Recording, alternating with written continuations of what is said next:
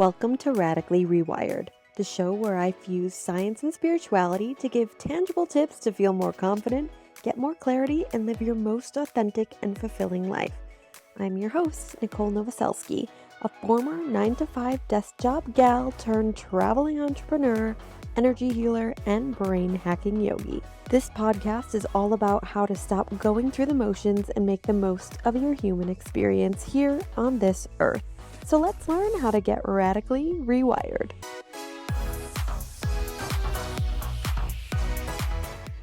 Welcome back to another episode of Radically Rewired. Today is an exciting episode because I'm officially welcoming our first guest on the podcast. We have Colleen Grady here as a Kundalini Facilitator and Educator, and she's actually a friend of mine that I met in Bali as we're both in the energy spiritual world, and I thought it'd be so fun to have her on the podcast today because I'm really interested in Kundalini. And of course, always we're talking about science and spirituality. And I think that there's so much in the energetic world, and I want to learn more and I want to share it with all of you. So please welcome Colleen today as we're going to talk more about Kundalini. Colleen, welcome. Thank you. Thank you. I'm super honored to be your first guest on this podcast. Yes, I'm so happy to have you here. I thought you'd be the perfect first guest because I've just seen your journey and I remember us talking about Kundalini on the beach in Bali and how you were launching a course about it. And I'm a yoga teacher myself. I know you are too. And I have done Kundalini classes before, but I would say that it's still very much a question mark in my mind of what it actually is and what it actually does for you in the body. So I'm so glad that we get to connect today and hear more about it. So if you want to talk a little bit more about what Kundalini is and your journey with it, how you even knew about it and how you got started with it, I'd love to hear more. Yeah, so it's been a long journey. It has many waves and turns and whirls to it. But I think to answer the question of Kundalini, so when we think of Kundalini energy, we have all of this spiritual energy that's stored in our body. And when we focus more on Kundalini yoga, so those are practices that use more of sound, breath, movement, mantra, mental visualization, these different ways to kind of like a recipe start to move energy in our body. There's a lot more structure to it, and it's very precise in ways that you work with your own body technology to move your energy. And then we have other practices like Kundalini activation or Kundalini energy work. And that is when there is a direct transmission of energy happening. So, Kundalini is something that is not only inside of our bodies, but it's something that we can also connect to etherically. And that can sound really wild, I guess, when you're first kind of getting into energy. But how a lot of energy works is people are channeling. So, they're bringing in different energies. And when someone is channeling this energy, it's kind of like a game of resonance that's happening in the body. So if you have been to a sound bath, or even if you've just heard like a really loud bass and you like hear that rattle, you hear that vibration, your body is going to respond to that in a different way. Like you can energetically feel those things. And Mm. so when we are working with energy, as I'm holding a specific frequency, which all sound is also frequency, your body will attune to that frequency at what level it's ready to open up. And so the process and the experience of opening up your Kundalini can be very unique to everyone because everyone's body is at a different level of availability to it. Everyone's energy is different. We are all quite unique. And actually, Kundalini energy, it's very easy to open. It's very easy to run the energy, but we usually have a lot of energetic blockages that keep that energy stored and keep it contained. So when we've kind of navigated through our life and we have gone through a lot of emotional experiences, a lot of past experiences that we didn't have the right tools to process, all of that energy also stays stuck in our overall energy field. So we have a body, and to make it even a little bit more physical and less airy is like where you hold tension in the body. That's like a physical symptom of an energetic blockage, right? And so when you do things like acupuncture, where they're usually sticking you on the exact right nerve, right? We're opening up the energy by sticking it in the really painful places in your body in a specific way to open up the energy.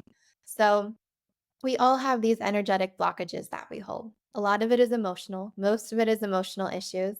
And emotion also is stress. It's also just impact of life. It's also, breakups, car accidents. It's also, I think, comparing ourselves to other people. All of these things, if we don't really start to learn how to work with our system, it stays stuck in the body. And so it kind of blocks us off from our aliveness and from this free flow of energy that you have within your system. So the more that you work with Kundalini, the more you're starting to unblock the body. And the quality of Kundalini energy, I would say it's very purifying. So naturally, the energy is very intelligent in how it wants to start to remove these densities that we hold within our body. And so it's going to go and it's going to start to bring up and vibrate and work with these different stuck past energies that we hold within the body. And the more space we create and the more that we give ourselves the capacity to process what has kind of been stored inside, the more free, the more alive we feel, the more expressive we feel, the more we feel like ourselves. But what I think is really difficult in this world is to find these places to just let our bodies process, to just let our bodies be. And like, how do you even start to build that connection with your body to just kind of get out of the way and see what it wants to do? Yeah. Because a lot of our like physical practices, like even when we go to yoga, and I was a yoga teacher I started teaching yoga 10 years ago. So I had a lot of yoga experience, and I had a lot of yoga experience when I started with Kundalini.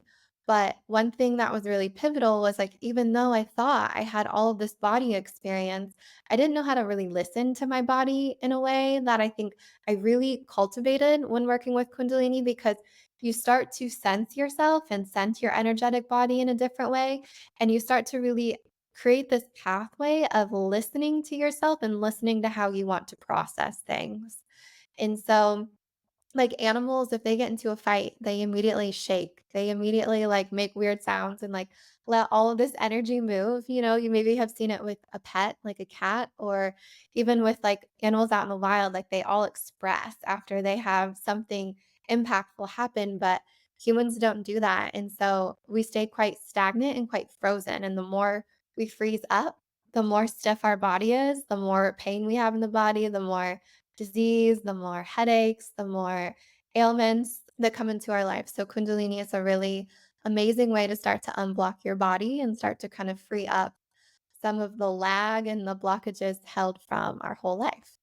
Wow. Yeah, I love that. I love how you explained it as a resonance because I'm more familiar in the like pranic energy healing, Mhm. which is like something that I do, and I like how you explained it in that it's more a frequency because I feel like people are familiar with Reiki or pranic energy, and that's more going in and removing energy out of the body.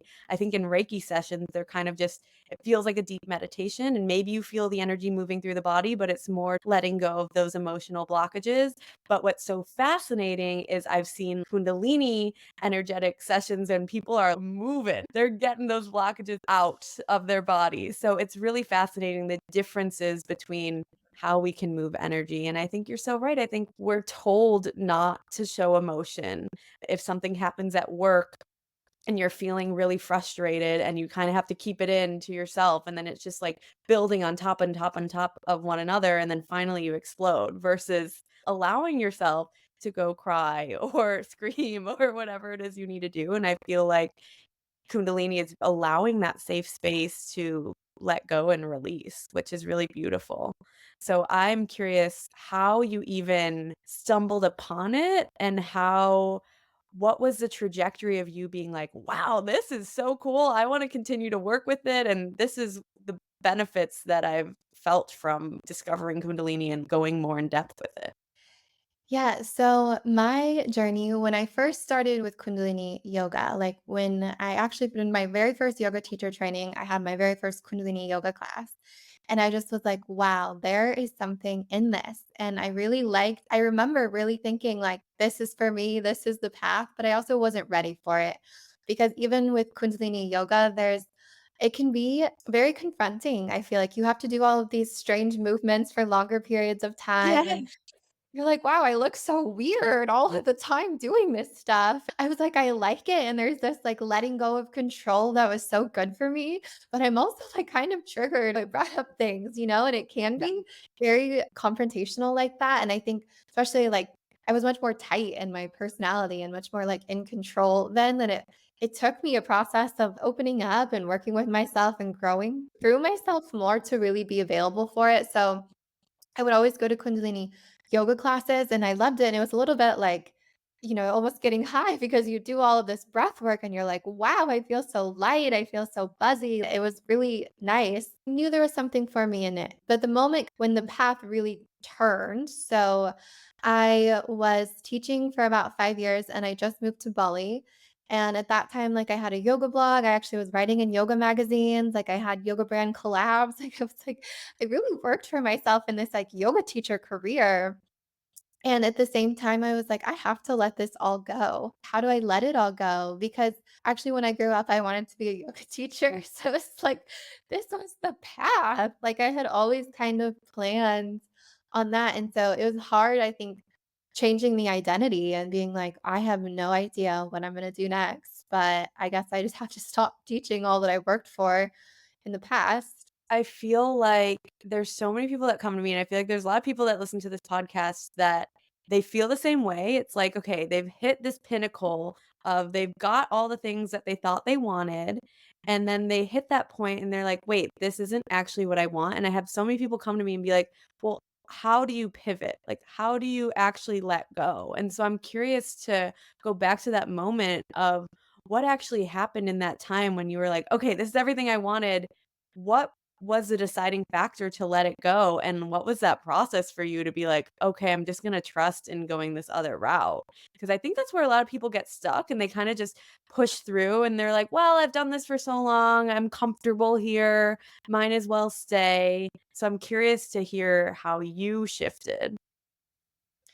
Yeah, well, I think it's such a really fucking vulnerable time to be in your life.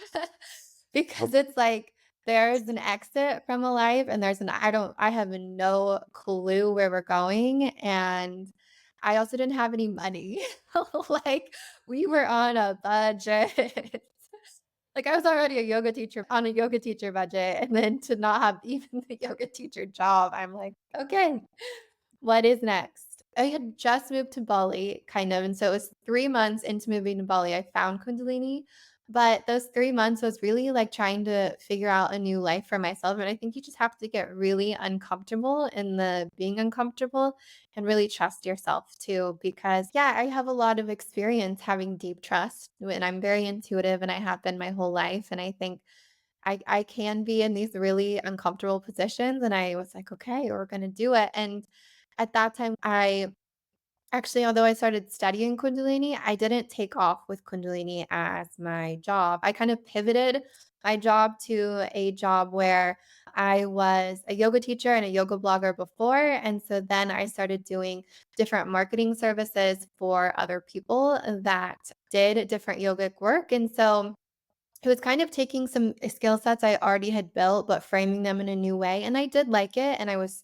curious about it, and I learned a lot through that, like, kind of trajectory of my work. It was really an important part of my process. I knew that that wasn't the, like, it factor, like, me working in marketing and design wasn't going to be my next big thing, but it was, like, really supported me in all of the other things that I was doing in my life at that time, and it was still a really good thing for me to grow into during that time, and so it's actually at the same time I'll tie this piece in because it was a really big part of my Kundalini journey too, actually, like, it's having these jobs was a big part of, like, what I do now, so how I found it was I was sitting in a cafe on the first day of the year in Bali, and I'm, like, working on my blog, like, doing some back end stuff, and I see this person on the street, and like there was just like a big magnetism between us. And I hadn't probably felt like that before. Like there was just like a whoa, okay, I see this person. And I could tell he felt that there was something there too.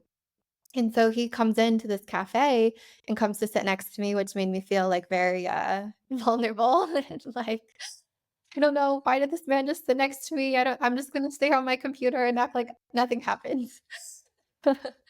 But after a while, he started talking to me. And in our conversation, I was telling him about this marketing work that I did. And I asked him, like, oh, what would you like to do with your new year since it's the first day of the year?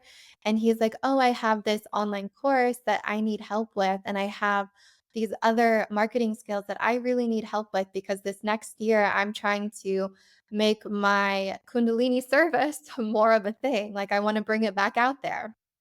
And so he showed me a video of these energy work sessions that he did. And that was the first time I had ever seen anything like it. When this body moves and when people are really expressing energy, for me, it was like triggering and mesmerizing because at that time I was like, so I think shut down emotionally in who I was. And so to see all this raw expression and this wild body moving, and it was very sensual and sexual as well and primal to see these bodies. I was like, I'm so interested. And I'm also like, I don't know, like uncomfortable at the same time. But I'm gonna try to keep a stone face so he cannot see what's going on in my head while I'm watching this.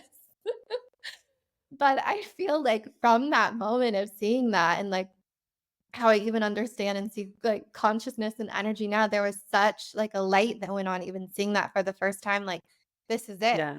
Like this was like the energy was speaking to me in that way from seeing this video that I was like, wow, I'm so curious. I have to know more. I have to have that experience in my body. I have to start to work with this. And, although I had been done doing a lot of Kundalini yoga, when you work with Kundalini energy directly or Kundalini activation, it's like, it's a real amplification of energy. Kundalini yoga, it can be more soft. And then when you're really getting this big amplification, it was really wild. So he hired me to work for him. And that is how I really started the beginning of my process was help supporting him with his marketing stuff for about a year and a half. And like through that, I did a lot of sessions with him. I became a Kundalini yoga teacher in that time because I wanted to learn more about Kundalini from another perspective. And I just got a lot of like one-on-one attention and feedback from him that was so supportive. Like, and at that time, he was the only one that I knew doing this type of work. Like, it was really underground at that time. I didn't know Yep. anyone else in the world doing this type of thing. So we were like, we were stuck together. I was like, this is for me. We are Yeah. doing this work together. The journey is really interesting for me too, because when that kind of relationship was coming to a fade, and it was just kind of time to move on with our lives in a different direction. I went on this tantra retreat and I found this other Kundalini term. And I was like, oh, that Kundalini term, I think that really describes well what we are doing in these sessions. Let me Google that. And so I Googled it and I found someone that had this handle. And I was like, oh, I'm gonna follow them. Interesting. Someone else out there does this. I knew a few people that did it because I did all the market research on this industry, right? I knew a few people, but I didn't know about this guy. So I followed him. And the day I followed him, he had this flyer up on his Instagram. Hey, I'm looking for an assistant. What? You're just having these, like, crazy divine moments that it's Yeah. like, "Okay, Colleen, go on this path. Go, go." Yeah. Well, I didn't even apply for the job because I also was loyal to this other guy that I was like, I don't know. Even if he did hire me and I do have this skill set, like, I don't know if I just want to jump ship like that. I'm a loyal person here. Yeah. But actually he wrote me, which I didn't have a lot on my profile at that time either because I was not comfortable sharing all of the things to the amount that I share it today. Like, it's definitely been a journey of, like, really stepping into this work that I did not share. Like, I didn't want my parents to know what I was doing on the weekend. I would be scared, you know? Be like, "That looks like an exorcism. I don't know what our poor daughter is doing." So I think I maybe had like Kundalini yoga on my bio or something like that. But he wrote me and was like, "Hey, I'm looking for an assistant. Like, I see that you have these digital marketing skills. You are into Kundalini yoga. Would you be interested? Here's the skill set." I'm like, "Yeah, I've done all of these skills for someone else." It's like weird. And so we ended up having a Zoom call and he hired me and I worked for him for a year and a half. So it's kind of like this. I had like a starter level scenario of this marketing job and working with someone, and then I got like an even higher level like experience of working for another person and like seeing how they ran the business, seeing like being on their training, supporting them with a lot of different marketing and social media. So that was like another really amplification of doing this work. And then actually there's a third time, the story goes a third time too. I meet a third person. The one relationship did, then the third person walked in Oh as my well, which was like it was a little bit different of a story than the first 2, they are more similar, but still it was like when I really had kind of cut the ties with the second person that I worked for, I met someone else that also worked with Kundalini in a still a more unique way than the other ones, but asked me to, like, get really involved in their ashram and, like, be involved in their work and step by step. All of the things have been really like, "Okay, you are to do this type Yeah. of work." Although, yeah, it's definitely all coming in and it's very divinely guided. It's still a big process to, like, level yourself up. Yeah, I think you're just personifying, like, when people are in that dark night of the soul moment of, like, "Which direction do I go?" And then I feel like from that moment, we pick ourselves up and we build ourselves again, but I feel like there's so many stories of people being like, "It feels like an overnight success. I was in the shit, and now look at me, and I'm amazing." And it's like, okay, we hear that, but we don't actually see these years and the days of you really putting in the effort. And so I think it's important to recognize, like, yeah, okay, when you're feeling the lowest, it's kind of a springboard to pull you back. And I think that was my first episode ever here on the podcast and talking about how like the dark night of the soul is the springboard to get Mhm. you to like this amazing divine path. But like, it doesn't mean that it's just rainbows and butterflies. Yay. I think we extract out the years and the days of the hardship from it. But I think that is a beautiful story of how divine it is for you to go down this path of like little signals to you of, yep, keep going, you got this. Yeah. Yeah, and I feel like with those dark night of the soul moments, that is just like the more you can be in acceptance if that's where you're at right now, the quicker they move and the easier they get by. And that's something I always still remind myself too. Like when we're putting up so much resistance about what the current situation is, it usually just continues to build more of the hardship and makes it more uncomfortable and you stick in the position for longer. So I think you just have to kind of really find this self-acceptance and situation acceptance and like moment of life acceptance of this is where it's at right now and it's not always going to be like this. And yeah, if I didn't have all of those experiences, like I would not at all be able to do the work that I do today. Like there is also really in my life this looking back at like every single thing that I've done, every single small job that I've worked also has like all come together for what I do now. Like just an example of this, like my actual degree is in health education, not PE. I'm not a PE teacher. Just so you know, there's nothing wrong with that, but PE is not my personality. But That's great and that would shock me coming from you. no, no, but I was really passionate about, like, teaching others about their bodies and about health, and, like, I went to school for 4 years to write curriculum and learn how to really educate in a very clear way. That's so much a part of my trainings now, like, really having this educational piece, like, a lot of people that work in spirituality, they might be amazing at a skill, like so talented, but to be a teacher is a very different skill set. To be a very strong teacher, and it's like, wow, my degree is going into putting together the trainings that I do now. Like I also when I worked as a yoga teacher, I like side hustled working as a brand ambassador, a promotional model, and I worked for all of these brands. And that really helped me learn about brand development, how to speak on a brand, how to present a brand, which got me more into branding, which also is so a part of being able to speak on camera today, knowing how to present yourself. Like all of that's a huge piece of what I do. But I did all this marketing stuff that was design and website design and graphic design and all of that came into putting together my training. Also, just freelance modeling also Yeah. came together when like all of the imagery that I create, like knowing how to, knowing what looks good in the creative direction, like every single little step kind of has gone into like the creation of what I can offer today. And I feel it's also interesting, like, the people that are attracted to me, they usually have some relation to these different parts of my story, and although they're coming to me for this Kundalini work, it's like, yeah, but we all have all of these other threads of maybe past experiences that we have that Totally. also really tie into this that, like, pulls people in more too, so it really has been even the times I feel frustrated with it's taking too long or do we have to go this route or why am I in this position right now? It all added up. Yeah, they always say, like, if you were to look back from the end and look backwards, you would see how all the puzzle pieces fit into place, even if right now you don't see it. It's like, okay, this has a purpose, and I think you're showing clearly that that's the case of this fits in here and this fits in here, and now you're just completely on the path, which is amazing to see.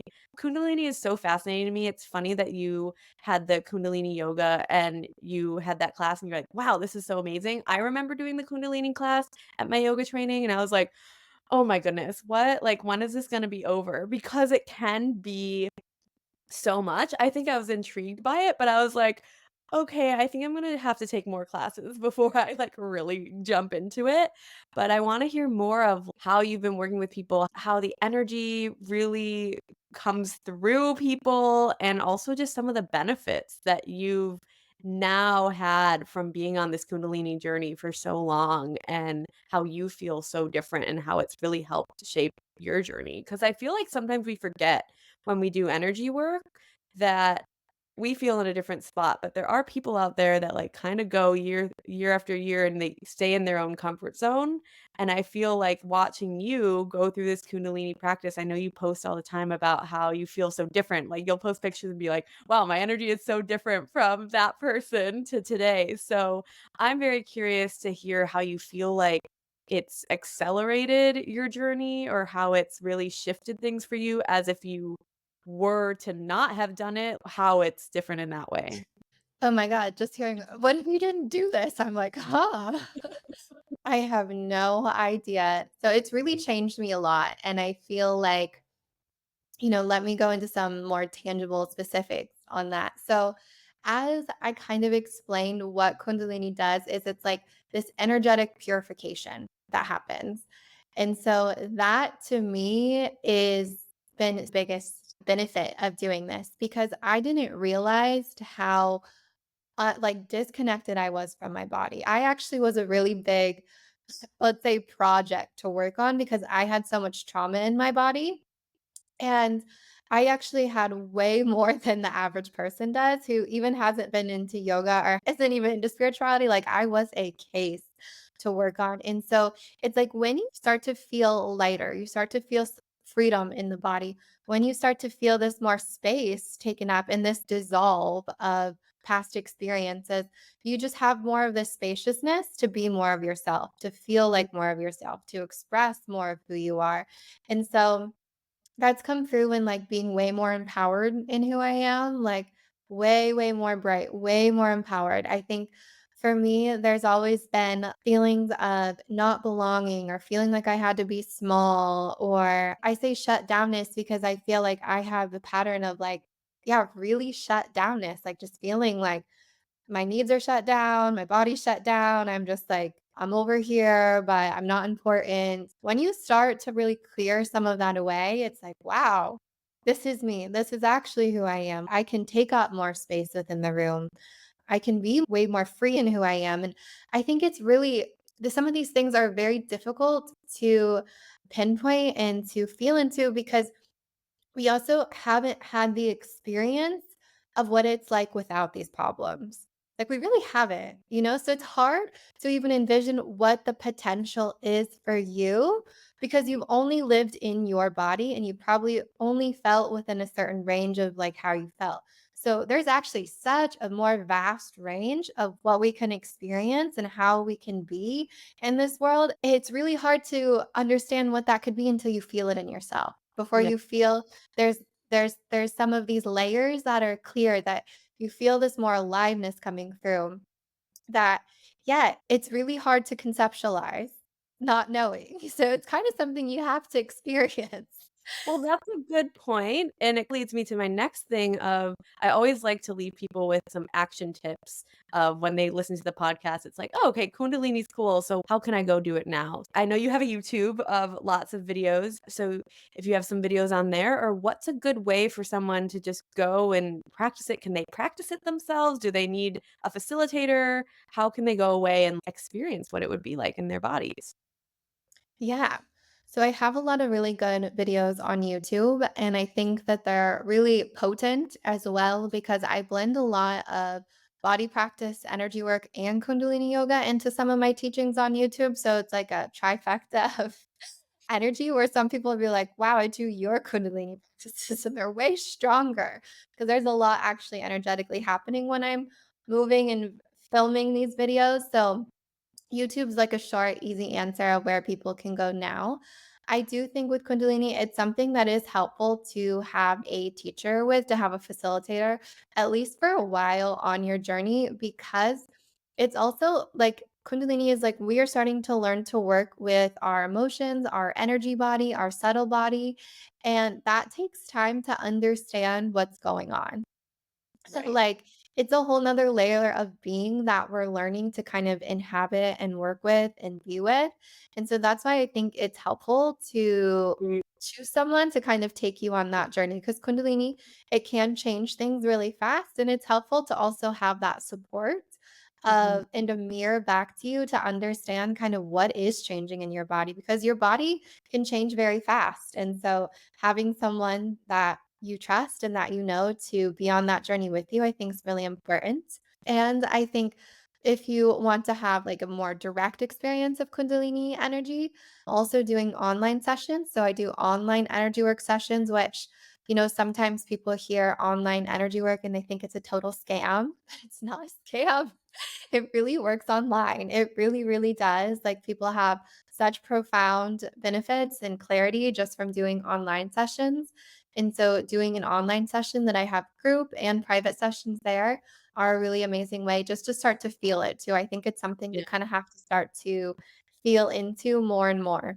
Yeah, for sure. I think it's going into the energetics and the energy work that I do and that you do. I was so stuck in my own brain and my mind that when I was working in the corporate world, like even thinking about energetics was a foreign concept to me of what do you mean that I'm constantly being impacted by energy and that everything is energy? And so I think it is really fascinating to start to become aware of the energy around you and the energy that you're holding in your body and how it can impact you and how you can move stuff out and feel different. And I think it's a beautiful practice and it's such a fun also, I don't know if fun is the right word, but it's like a profound journey to go on, and, like, that awareness of the body is so important. So, I'm so excited to do some of your Kundalini classes online on YouTube, and also I wanna get more into it. So, I love everything you're doing.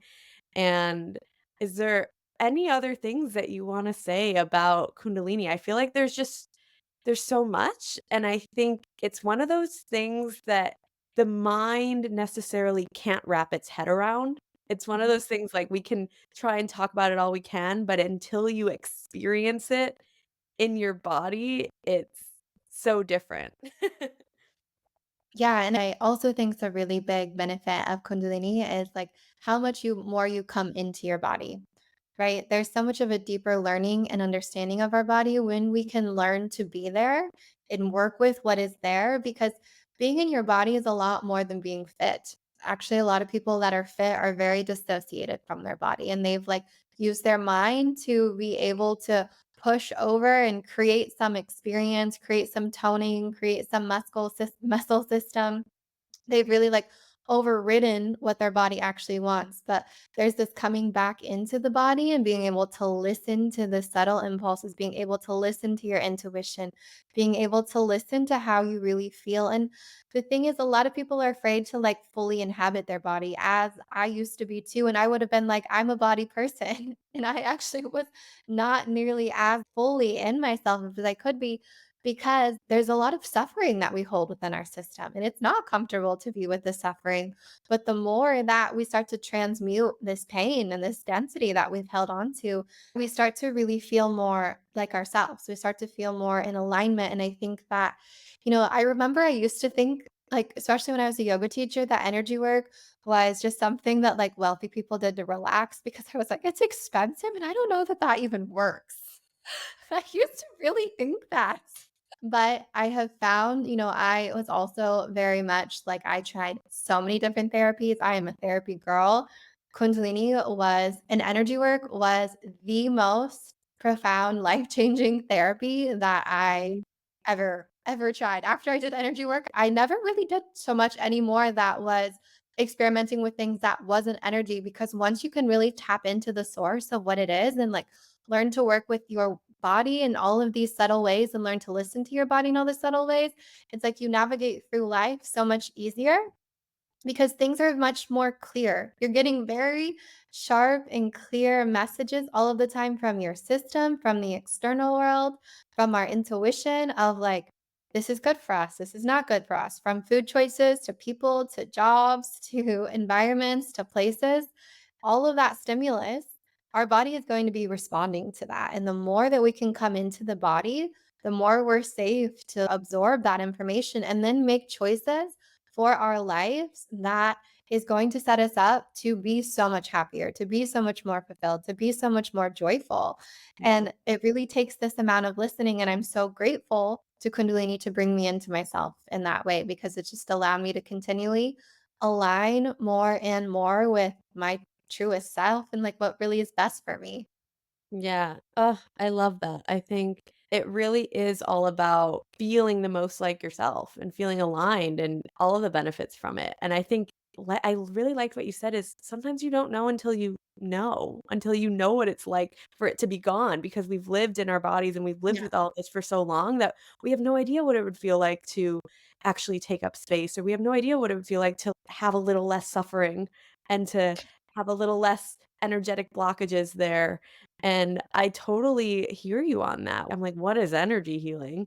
And I was so skeptical to the point where I even hosted my own small scale experiment of I did a lot of chronic energy healing on people. I gave them a survey like the 1 day after, a week after, and a month after to see if it had any impact on them. And I think 89% of people, it had a huge impact on back pain gone, fatigue gone, all these different things. And it was just proving to myself, to my mind, Yeah. that energy healing, it really is real. Like you can move out energy. We're holding so much. And I know in the spiritual world, we talk about it a ton, and there's a lot of skeptics I've encountered.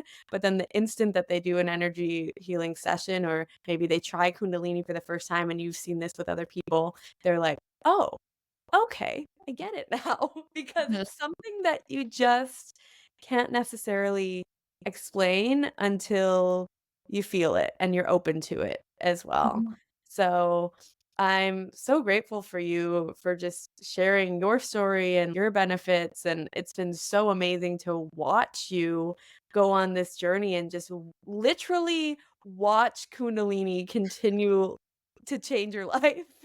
And Thank I'm you. only watching it from afar, so I can't even imagine, like, being around you, and I hope our paths bring us together at some point in the future, but I'm really excited for people to start on the journey. I know that you're in the Kundalini world, so maybe it's everywhere for you, but I feel like for a good majority of people, it's not. So I think this will be an amazing little taste for people to dip their toe or go deeper into it. I know that, like, I definitely wanna do some Kundalini with you at some point in in time because just seeing your whole journey has been incredible.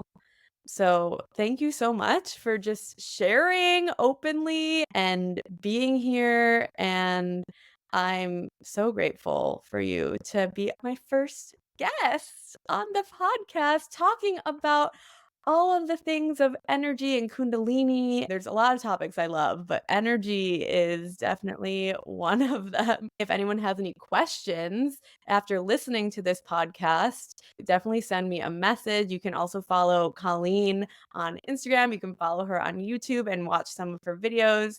She also has some Kundalini trainings as well coming up and sessions. So definitely check her out on all of the platforms. You can send her a message as well. And if you have any questions for me and any other podcast topics that you want to hear, happy to listen to them. But I'm going to see Colleen out. Thank you so much for joining again. And I hope to cross paths at some point in the future. Yes, you let me know when you come to Europe. I most definitely will. It is on my radar for sure. Yay! Thank you so much for joining me on Radically Rewired today to continue this beautiful journey of exploration and self-discovery. To live a life you're so excited about, hit that subscribe button and sign up for my newsletter to get notified about my newest episodes. You can sign up with the link in the description. If you enjoyed this podcast, I would be so appreciative if you could share it with your friends and write a smashing review. Your reviews, kind words, and shares help create a positive ripple effect in the world to expand to the amount of people who will have the opportunity to take these words and lessons and align their path to one of deep fulfillment and connection. It takes a few seconds to rate this to help push it out to the world. So I'm so grateful for you, and I'm grateful that you're here for yourself, taking another step towards living a life that feels extraordinary. And I cannot wait to see you in the next episode. This episode was made possible by the generous support of my sponsor, Amplify Your Voice. For more detailed episode notes and all the resources mentioned today, head down to the description. Each episode of Radically Rewired is a step towards getting off autopilot and soaring toward your dreams. Let's continue this transformational journey together, my friends. Until next time, keep rewiring, keep thriving, and keep shining.